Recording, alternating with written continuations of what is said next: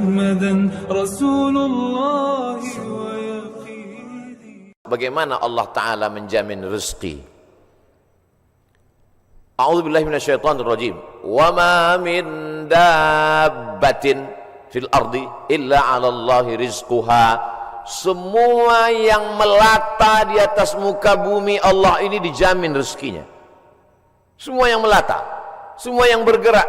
Setelah diteliti oleh para ulama, dabbah artinya binatang. Selalu diterjemahkan dabbah, dabbatul ardi. Binatang yang berjalan di atas muka bumi ini dijamin Allah Ta'ala rezekinya. Kenapa disebutkan binatang? Kenapa tidak disebut wama min insanin, wama min nasin? Tidak ada manusia yang tidak dijamin rezekinya. Digunakan kata yang paling rendah, paling hina, paling kotor, binatang. Kalau binatang saja dijamin rezekinya, apalagi yang mulia. Karamna bani Adam ala katsirin minal khalqi wa faddalnahum tafdila. Di antara semua makhluk ini manusia yang paling mulia. Khalaqnal insana fi ahsani taqwim. Dari bentuk susunan fisiknya paling sempurna, dari bentuk keseimbangan antara akal dengan nafsunya juga sempurna. Ada yang satu ini nafsu aja, tak ada akal, binatang. Ada yang satu ini akal saja, tak ada nafsu, malaikat. Makanya kalau ada teman kita nafsu aja, tak ada akal, kita udah tahu dia sama geng mana. Maka paling sempurna bentuknya, keseimbangannya manusia. Tapi Allah tidak sebutkan manusialah yang kujamin rezekinya, tidak. Allah sebutkan yang paling hina. Kalau binatang yang kotor tidak berakal saja dijamin Allah rezekinya, apalagi manusia. Maka ada ungkapan pepatah orang Melayu, rezeki musang tidak akan dihabiskan harimau. Rezeki musang tak akan pindah ke mulut harimau. Secara fisik harimau lebih besar, secara fisik harimau lebih buas, lebih gagah, lebih tajam taringnya. Raja hutan, raja rimba. Musang biasa saja. Bahkan ada musang yang paling keren ya kopi luwak, karena itulah makanan dia. Tapi rezeki musang tidak akan mungkin dihabiskan harimau. Kalaulah gara-gara harimau musang itu tidak makan, maka sudah lamalah musang itu punah dan musnah, tidak ada lagi di permukaan bumi. Tapi sampai hari ini musang masih tetap ada dan harimau pun tetap ada. Begitu Allah Subhanahu wa taala mencari, menyediakan rezekinya. Binatang yang melata, melatanya tidak pula di atas tanah. Justru dia unik. Kalau binatang yang lain kakinya di atas tanah, kepalanya, dia justru terbalik. Justru kaki dia yang ke atas, dia yang ke bawah. Bukan Spiderman, cicak. Makanannya pun luar biasa. Yang dia makan tidak melata tapi yang terbang, nyamuk. Bisa juga dia makan. Jadi kalau ada orang dikasih Allah Ta'ala tangan, kaki, kudrat, iradat, kemauan, kehendak, dikasih Allah Ta'ala akal sehat, badan sehat, segar bugar, tapi cemas dengan rezekinya, dia mestinya malu dengan cicak. Kemudian bagaimana Allah Subhanahu wa taala membagi rezeki itu? Lau tawakkaltum 'alallah haqqa tawakkulih. Kalau kamu bertawakal kepada Allah sebenar-benar tawakal, la razaqakum kama ruziqat thair. Kamu diberi Allah rezeki sebagaimana seekor burung mendapatkan rezeki. Bagaimana seekor burung mendapatkan rezeki? Taghdu khimasan wa taruhu bitanan. Terbang keluar sarang pada waktu pagi dalam keadaan perut kosong dan pulang dalam keadaan perut kenyang. Sampai hari ini belum ada burung yang tidak mau terbang karena khawatir dapat rezeki atau tidak. Burung merpati terbang tinggi, tahu dia di mana letak sarangnya dan pulang dia dalam keadaan perut kenyang. Padahal yang diberikan Allah kepada dia cuma dua, paruh dengan cakar kakinya. Dengan dua itu bisa dia makan. Uniknya burung-burung ini adalah makanannya berada di dalam air, dia di atas udara, lalu kemudian dia hanya sebentar saja memantau, masuk dia ke dalam dan bisa diangkat kembali. Kalau tidak percaya pada isi ceramah saya ini, sering-sering nonton film yang isinya binatang aja. tentang flora dan fauna, tentang hewan, tentang burung aneh dan uniknya. Yang menyuruh kita untuk mempelajari binatang hewan ini adalah Allah SWT. Tapi yang mempertontonkan kita, kameramennya sampai berbulan-bulan di dalam hutan untuk menampilkan, hanya memperlihatkan seekor burung bisa menangkap seekor ikan, untuk memperlihatkan bagaimana Allah membagi rezeki kepada kita. Sesungguhnya di balik konten yang luar biasa ada kameramen yang sangat tersiksa. Jadi besar sekali jasa kameramen. Jadi nanti kalau beberapa hari ini akan keluar gambar Abdul Somad ceramah di Masjid Sunda Kelapa, sedang begini-begini, itu kameramennya luar biasa. Ini kameramen insya Allah masuk surga sama kamera-kameranya sekalian. Saudaraku yang dimuliakan. Cuman kameramen kalau bisa matanya harus seimbang. Jadi jangan selamanya begini. Jadi sekali-sekali begini, sekali-sekali. Saya khawatir nanti setelah tua matanya begini. Selalu ada keseimbangan. Saudaraku yang dimuliakan Allah SWT, kamera itu pun juga adalah rezeki. Kenapa? Yuntafa'u bihi. Kapan kamera menjadi rezeki? Ketika dia bermanfaat. Kalau kamera hanya untuk mengambil gambar orang yang membuka aurat, maka itu bukan kamera rezeki, itu namanya kamera Sony. Itu namanya kamera laknat. Itu namanya kamera yang mendatangkan, bukan pada mereknya, bukan pada kameramennya, tapi apakah dia mendatangkan manfaat atau tidak. Begitu Allah SWT memberikan rezeki. Suatu ketika ada salah seorang dari wali-wali Allah, setelah mendengar ceramah Ustadz bagaimana perjalanan Ustadz berdakwah, bagaimana perjuangan Ustadz, saya menganggap Ustadz salah seorang dari wali-wali Allah. Kata jamaah, mendengar itu saya, ente kok tahu? Saya ini wali murid. Kaedah kewalian, la ya'riful wali illal wali. Yang tahu bahwa itu wali adalah wali juga. Jadi kalau ada orang mengatakan, menurut saya Kiai Anu itu wali, berarti dia wali. Lalu siapa yang tahu bahwa dia wali? Kamu mengatakan Kiai itu wali? Iya. Terus yang ngangkat kamu jadi wali siapa? Saya sendiri, kata dia. Ini namanya buceri, bule ngecat rambut sendiri. Karena dia klaim saja ada seorang wali Allah. Seorang wali Allah ini berjalan, dalam perjalanan panjangnya dia melihat ada seorang wali Allah juga yang duduk di gurun pasir hanya berzikir. Lalu wali yang berjalan bertanya kepada wali yang duduk, "Kamu kenapa duduk dari tadi tidak cari rezeki?" Kata wali yang duduk, "Apa kau tidak tahu firman Allah? Wa ma min dabbatin fil ardi illa 'ala Allahi rizquha." Semua makhluk yang melata di atas muka bumi Allah, rezekinya sudah dijamin Allah.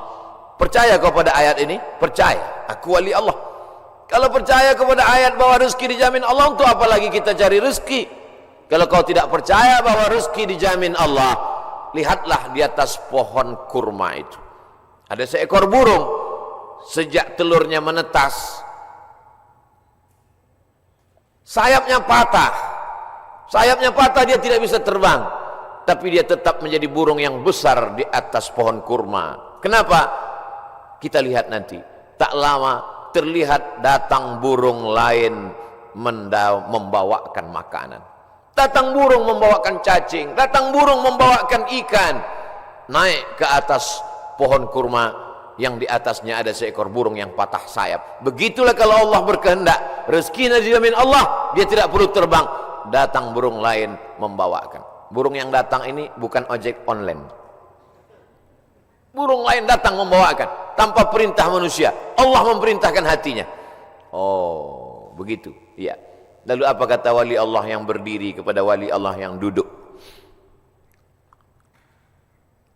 Kenapa kau tidak amalkan sunnah al-yadul ulya khairum minal yadis sufla? Kenapa engkau tidak memilih menjadi burung yang mendatangkan cacing dan ikan? Kenapa justru memilih menjadi burung yang duduk menunggu makanan datang? Mendengar itu wali Allah yang duduk itu tegak berdiri, dan dia mengatakan, kalau begitu aku lebih memilih ingin menjadi burung yang membawakan makanan, karena mengikut sunnah Rasulullah sallallahu alaihi wasallam, al-yadul ulya khairum minal yadis sufla, tangan di atas yang memberi lebih mulia daripada yang menerima. Artinya apa? Dengan rezeki, mencari rezeki, punya rezeki bermanfaat, maka orang itu lebih tinggi derajatnya daripada beriman, yakin, tapi hanya menanti menunggu.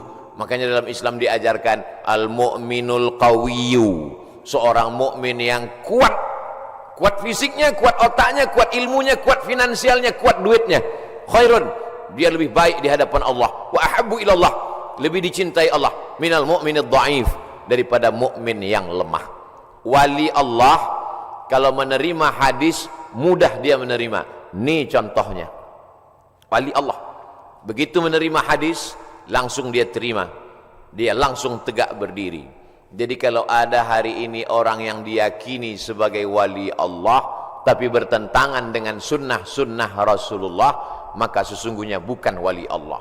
Jadi wali apa? Wali setan.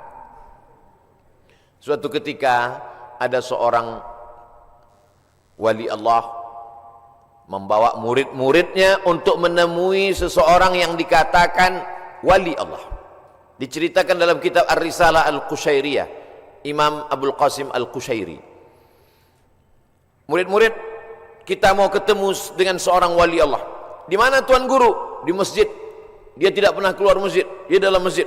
Ya, sampai di dalam masjid bertemu dengan wali Allah, bersalaman.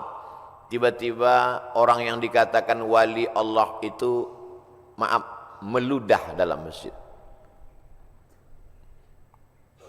Lalu kemudian saat itu juga sang guru berkata, mari kita tinggalkan orang ini bukan wali Allah. Kenapa Tuan Guru? Dia banyak karamahnya, dia mulia. Karena dia meludah dalam masjid. Perbuatannya bertentangan dengan syariat, bertentangan dengan sunnah Rasulullah SAW. Karena bumi yang paling mulia adalah masjid, meludah dalam masjid adalah menghinakan masjid, maka perbuatannya sudah menjatuhkan kedudukan dirinya di hadapan Allah karena bertentangan dengan sunnah Rasulullah sallallahu alaihi wasallam.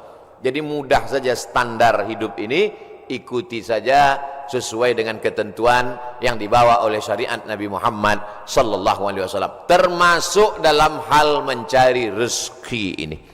Kalau dia ikuti sunnah Rasulullah dengan cara yang halal, maka itu berarti dia adalah termasuk umat Muhammad sallallahu alaihi wasallam. Dia kaya Pak Ustadz, mobilnya mewah, mahal, rumahnya megah, hebat, tapi tidak pernah keluar rumah cari rezeki. Jangan-jangan punya babi ngepet, jangan-jangan tuyulnya 3 kontainer. Nahnu nahkumu bizawahir, kita menghukum orang itu dengan melihat zahirnya. Yang tahu batinnya hanya Allah Subhanahu wa taala. Wallahu yatawallas sarair. Ini pembahasan tentang rezeki. Lalu kemudian hubungannya dengan pandemi. Pandemi artinya wabah penyakit yang menyerang serentak pada satu masa di beberapa negeri. Itu arti pandemi menurut Kamus Besar Bahasa Indonesia. Jangan pandemi kata orang, pandemi juga kata kita. Pas ditanya orang apa itu pandemi, ya masih sejenis demi-demi juga lah. Bahasa Arabnya wabah. Maka doa ulama, Allahumma dafa'anal wabah, angkatlah wabah. Bahasa Arabnya wabah, sampai ke Indonesia ujungnya hamzah berubah jadi ha, wabah. Banyak sekali kata-kata serapan bahasa Arab begitu sampai ke kita berubah. Wabah jadi wabah.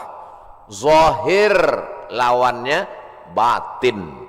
Telapak tangan ini batin, ini zahir. Kenapa ini disebut batin? Karena tertutup. Kenapa ini disebut zahir? Karena terlihat. Oh kalau begitu ini bisa juga disebut batin tertutup Pak Ustaz? Enggak, karena yang bisa tertutup cuman ini.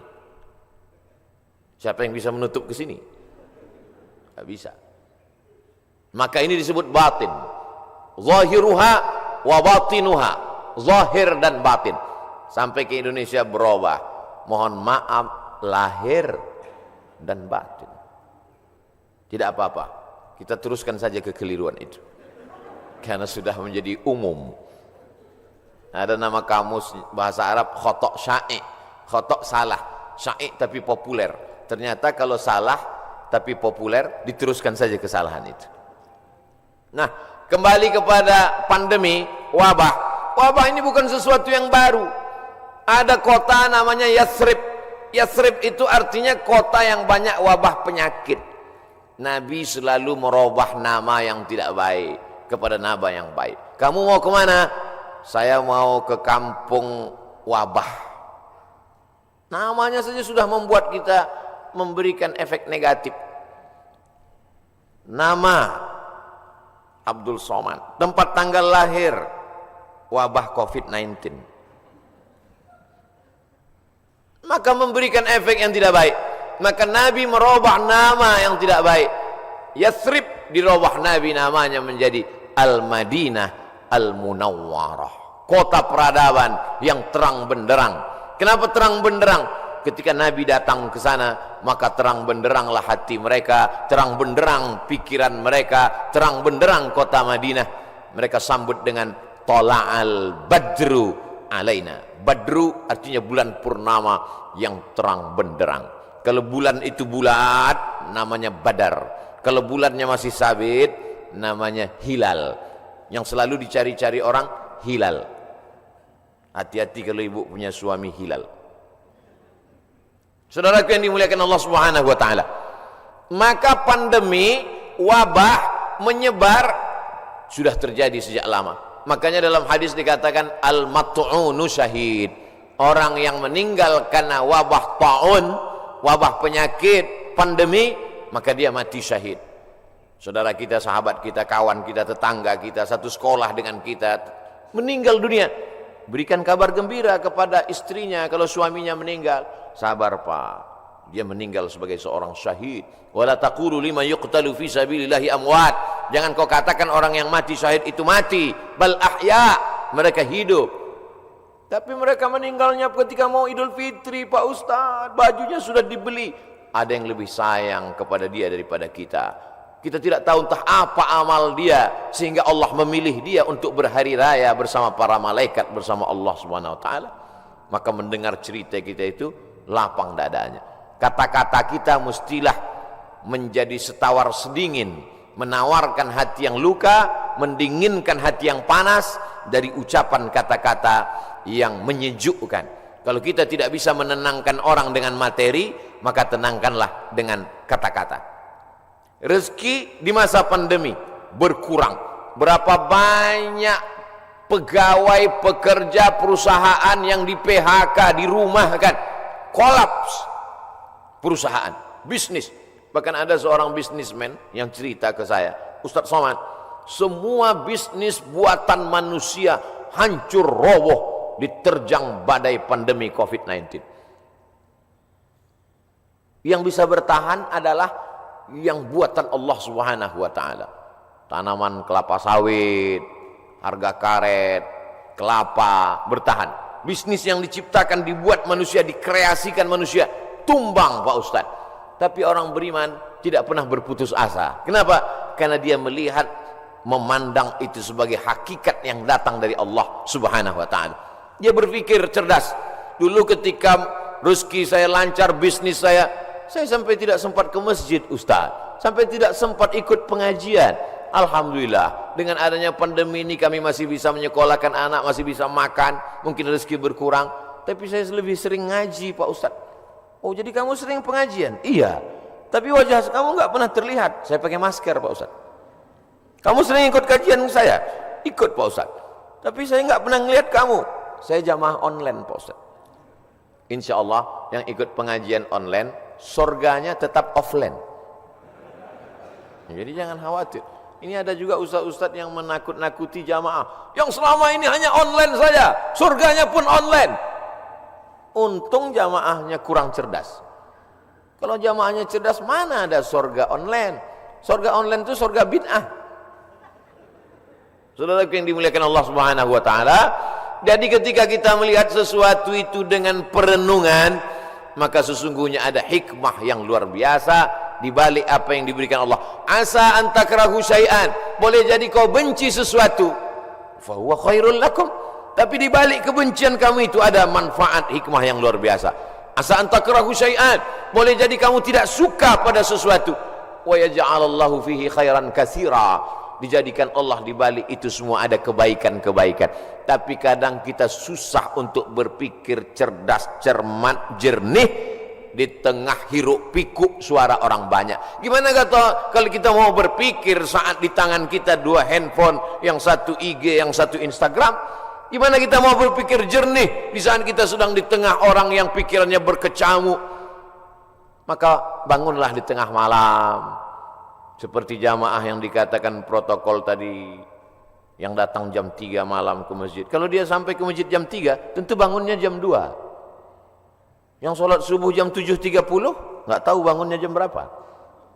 Dia datang ke masjid, tentu dia bangun, habis itu dia mandi, terapi mandi segar, menyegarkan tubuhnya, menyegarkan pikirannya, bersih, gosok gigi, suci, menghadap Allah SWT, sholat sunat wudhu 2 rakaat, sholat sunat taubat, sholat sunat tahajud, sholat sunat hajat, sholat sunat witir, berzikir, menjelang azan berkumandang ke masjid.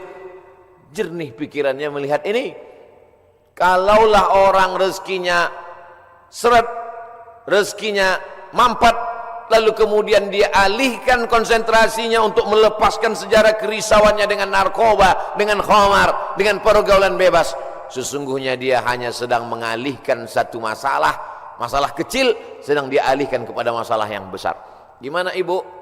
Bisnisnya sejak Covid ini makin turun atau makin? Alhamdulillah Pak Ustaz, alhamdulillah ada Covid. Alhamdulillah pula dia bilang ada Covid. Kenapa? Selama ini saya kalau mau buka usaha mesti sewa ruko, mesti sewa tempat. Hari ini saya bisa bisnis online Pak Ustaz. Saya cukup buat pasang iklan, masak di dapur sendiri, menggunakan jasa teman-teman yang bisa mengantar, akhirnya makan. Berapa banyak saudara-saudara kita yang hari ini bisnisnya tetap berjalan. Dengan cara apa? Dengan cara online. Cara menyampaikan makanannya saja yang online, makanannya tidak online. Bukan berarti makanan itu digambar lalu dikirim. Makanannya tetap diantarkan dan berjalan. Kenapa? Karena ketika kita duduk dengan tenang, maka akan ada ide-ide yang diberikan Allah Subhanahu wa taala. Yang menenangkan hati itu siapa? Allah. Huwallazi anzala sakinata. Allah taala yang menurunkan ketenangan fi qulubil mu'minin, ke dalam hati orang beriman. Tapi tidak semua bisa begini. Apotik, jual obat, minyak kayu putih, habas sauda, madu, justru di musim-musim ini peningkatannya luar biasa. Kenapa? Karena orang takut. Kalau orang takut, dia cemas, dia ngeri, dia suka minum herbal, lalu kemudian dia dengarkan hadis yang disampaikan Ustaz, habbatus sauda syifa'un min kulli da'. Habas sauda, jintan hitam, Arab, obat dari segala macam penyakit. Yang tidak bisa diobatinya hanya tua dan mati saja. Yang lain daripada itu bisa diobatinya. Alaikum bisyifa'aini, hendaklah kamu berobat dengan 2 penyembuh, al-asal, madu, wal Qur'an. Wa nunazzilu minal Qur'ani ma huwa syifa'. Kami turun Al-Qur'an itu sebagai obat, sebagai penyembuh, sebagai penawar. Maka diamalkan mereka ruqyah, habas sauda, herbal, madu, jintan, qastul hindi, maka luar biasa. Tapi saya tidak bisa berpindah dari bisnis ini ke sini Pak Ustaz. Loh, yang mengatakan engkau tidak bisa bisnis dari pakaian ke herbal itu siapa? Kita sendirilah yang mengkerangkeng pemikiran kita. Kita yang membuat aturan, kita yang membuat diri kita terjebak. Saya sudah usaha pakaian, maka saya tidak bisa berpindah ke usaha lain. Yang membuat kaedah itu diri dia sendiri, dia sendiri membuat kerangkeng, dia sendiri yang berada di dalam, dia sendiri yang menguncinya. Itu sama seperti orang yang membuat kerangkeng besi, dia masuk ke dalam, dia kunci dari dalam, dia buang kuncinya keluar. Dia mengkerangkeng dirinya. Kamu bisa berpindah dari dagangan pakaian ke jualan herbal, berpindah dari berdagang bisnis ini beralih ke sini. Itu adalah pilihan yang ada pada diri kita sendiri. Ada pilihan yang tidak bisa kita pilih. Abdul Somad menjadi orang Melayu, datang dari pulau Sumatera. Itu tidak bisa kita memilih. Saya tidak bisa memilih. Malaikat tidak pernah dulu memberikan saya pilihan di alam rahim, Abdul Somad, kau mau jadi orang mana? Mau jadi orang Amsterdam atau mau jadi orang Riau? Tak ada. Itu bukan pilihan saya. Itu pilihan takdir dari Allah Subhanahu wa taala. Tapi ada masanya kita bisa memilih antara bisnis ini atau ini, beralih ini atau ini. Ustaz, ada yang mau saya tanyakan Ustaz? Ya silakan. Bolehkah saya beralih bisnis? Boleh. Yang tak boleh beralih ke lain hati. Saudaraku yang dimuliakan Allah Subhanahu wa taala. Jadi bagaimana tiba-tiba pikiran kita menjadi sempit sampai tidak nampak solusi? Bagaimana tiba-tiba hati kita ini menjadi beku sampai semuanya terasa menyulitkan, menyusahkan kita?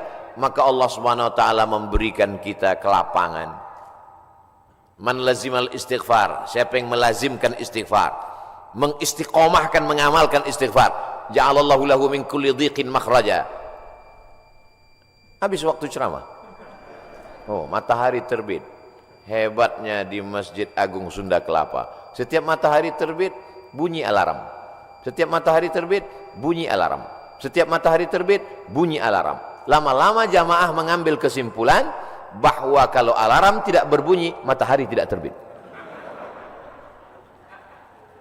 Kalau ada usaha, baru ada rezeki. Kalau ada usaha, baru ada rezeki. Kalau ada usaha, baru ada rezeki. Kalau tidak ada usaha, berarti tidak ada rezeki. Rezeki terbagi dua. Ada rezeki yang bersifat mauhibah, pemberian Allah. Ada rezeki yang bersifat al-kasbu, usaha. Dan berapa banyak rezeki yang berdasarkan pemberian Allah Ta'ala jauh lebih besar daripada usaha. Tapi jangan gara-gara ini lalu orang tidak mau berusaha. Usaha datang dari kita, pemberian datang dari Allah. Cobalah tanya bisnismen orang-orang kaya itu, apakah dari usahanya itu datang? Berapa banyak usahanya biasa saja, tapi pemberian Allah Subhanahu wa taala luar biasa. Yang dinilai Allah adalah bagaimana seorang hamba berusaha. Itulah ahlus sunnah wal jamaah. Adapun orang yang berpangku tangan menunggu hujan turun dari langit, mereka adalah ahlul bid'ah wad dhalalah. Namanya kelompok Jabbariyah. Jabr, al-Jabr. Ada wali nikah itu namanya wali majbur, wali yang boleh memaksa. Jabbariyah orang yang terpaksa. Kata dia hidup dia ini terpaksa karena takdir. Kau kenapa tidak berusaha? Semua sudah ditakdirkan Allah. Kau kenapa mabuk? Saya tidak ada niat mabuk Pak Ustadz. Saya terpaksa karena takdir. Dua salah dia.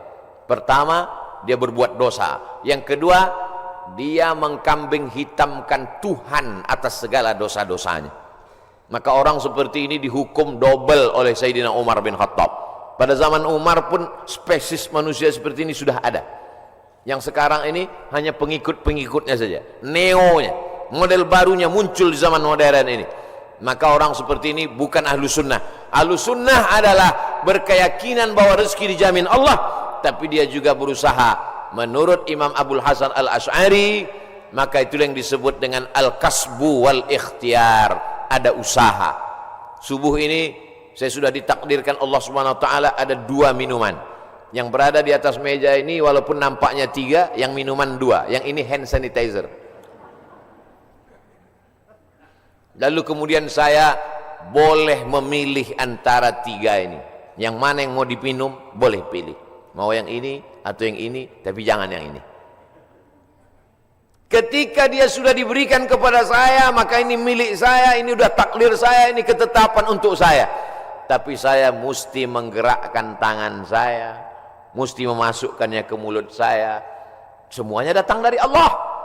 Gerak ini tangan bisa bergerak, itu pun dari Allah. Hati ini untuk condong kemana, itu pun dari Allah.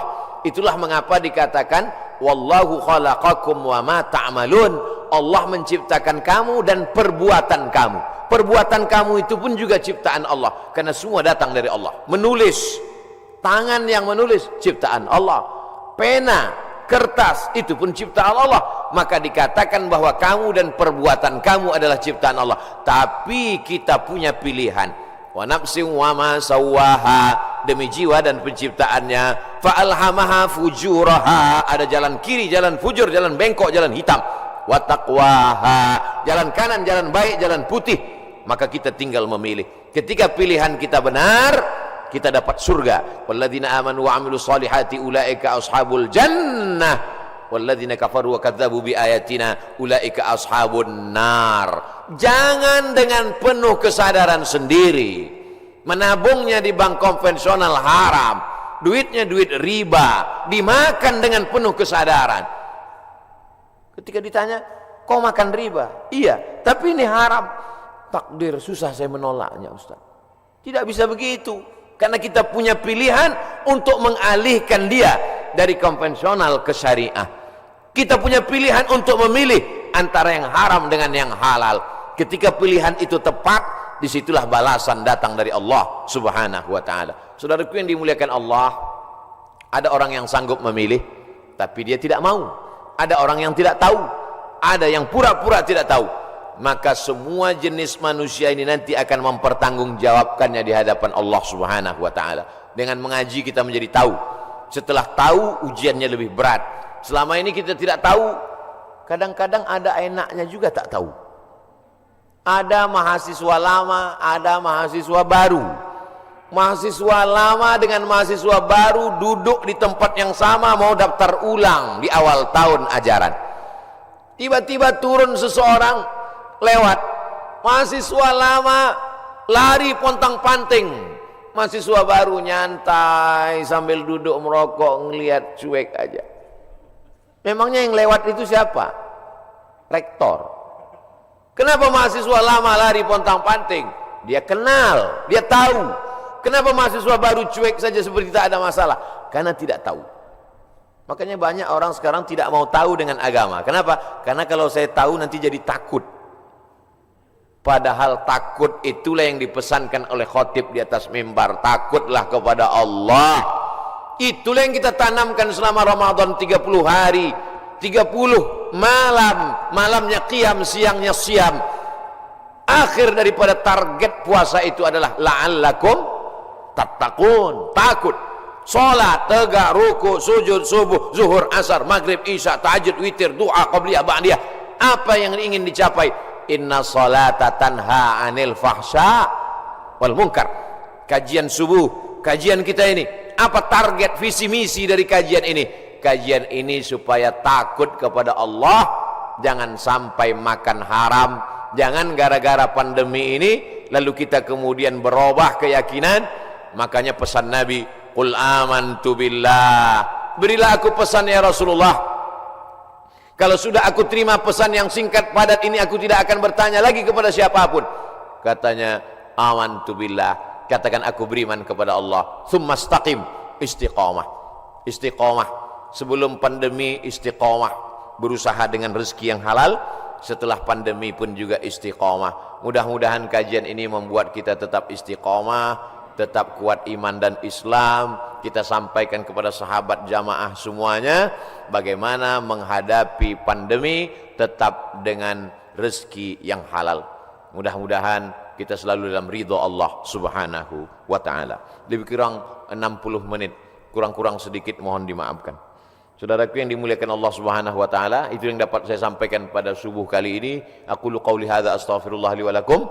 Selanjutnya saya kembalikan ke protokol. Wassalamualaikum warahmatullahi wabarakatuh.